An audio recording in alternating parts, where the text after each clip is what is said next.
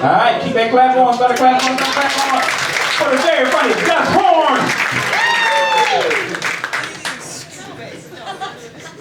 Hey guys, how's it going? Good to be here. I want to share a little embarrassing thing that happened with me recently.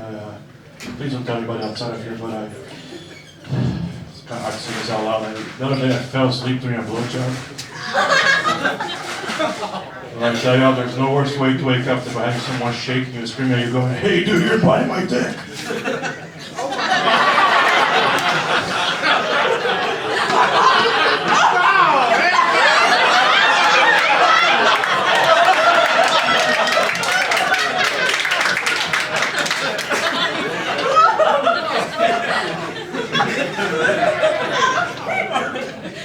Got it, sir?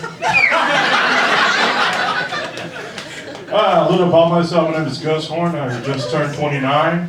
Moved to Georgia about 2 months ago, and I don't know if you guys can tell from my accent, but I'm fat.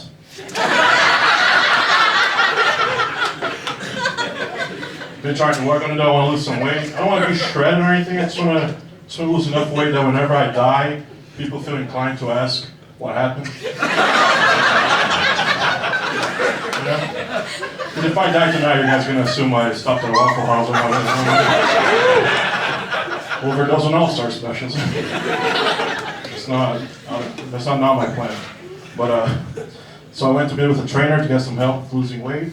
He was like, "Hey man, what are your goals at the gym? Do you want to bulk or do you want to cut?" And I was like, "I want to see my dick again." Without a mirror, so whichever one that is. I want to bend over to tie my shoes and I have to come up for air halfway through. Like a fucking snorkeling or some shit. He was like, "You should change your eating habits then." And I did. I became vegetarian for dessert. I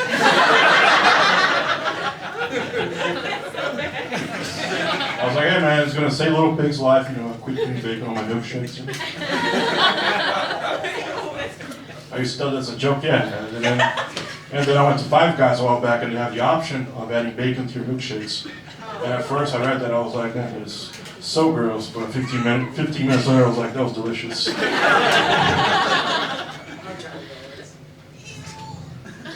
It's kind of hard for me to lose weight because I like eating out a lot. Do you guys like food trucks? Fans of food trucks? Yeah? I fucking hate food trucks. I don't know how people eat at a place that can drive away whenever the health inspector shows up. Good restaurants are supposed to have Michelin stars, not Michelin tires. That's a joke for if you're rich or if you watch a lot of Netflix. But it's good to see you all here. You're here. That means you survived the latest wave of Me Too's. That's good. A lot of people didn't. I was in close proximity to someone who I thought was, he was symptomatic for Me Too. Let me explain. Before the pandemic, I took an Uber pool. You guys familiar with the Uber pool? Yeah, it's an Uber that you agree to share with another stranger in order to save between 20 and 30 cents. So I took one of these and I sat in the back seat. We drove like for a block.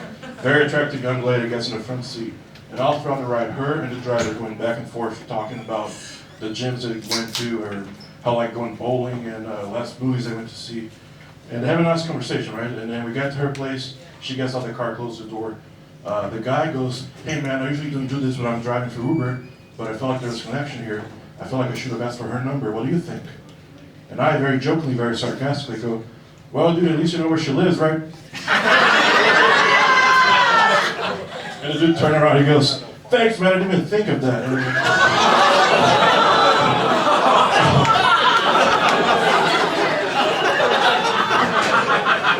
About to catch a second-hand Me Too here.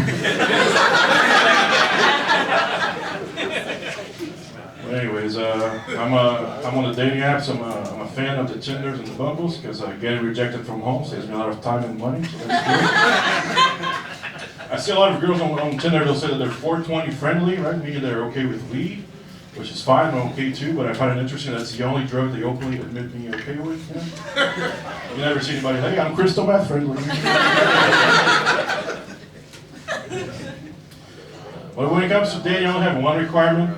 Only one deal breaker. I cannot date anybody that has the same name as my sister. That's my only deal breaker. Because what if one day things start getting hot and we start having sex and her name comes up, it makes me think of my girlfriend, but mess it up.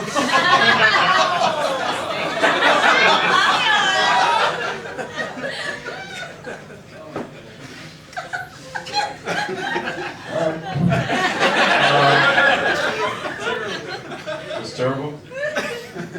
Apple came out with a new iPhone and they call it the iPhone 13 mini. It's a 5.4-inch iPhone. They call it the mini. I thought it was a little offensive to call a 5.4-inch.